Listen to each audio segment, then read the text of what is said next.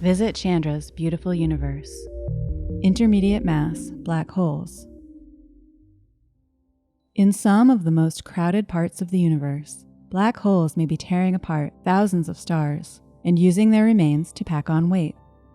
This discovery, made with NASA's Chandra X-ray Observatory, could help answer key questions about an elusive class of black holes. While astronomers have previously found many examples of black holes tearing stars apart, little evidence has been seen for destruction on such a large scale.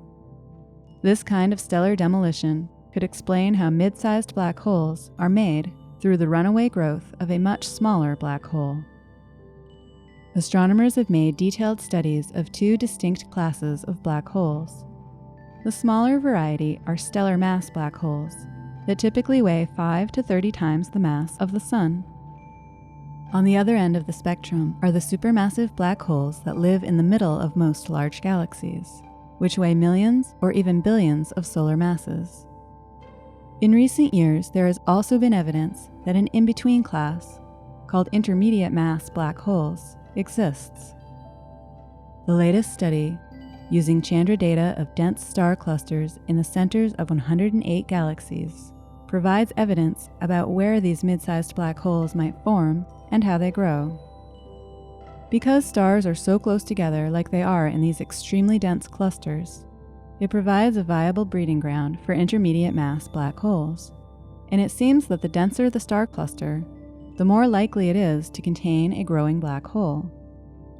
Theoretical work by the team implies that if the density of stars in a cluster, the number packed into a given volume, is above a threshold value, a stellar mass black hole at the center of the cluster will undergo rapid growth as it pulls in, shreds, and ingests the abundant stars in close proximity. Of the clusters in the new Chandra study, the ones with density above this threshold were about twice as likely to contain a growing black hole as the ones below the density threshold. The density threshold depends also on how quickly the stars in the clusters are moving. The process suggested by the latest Chandra study can occur at any time in the universe's history, implying that intermediate mass black holes can form billions of years after the Big Bang, right up to the present day.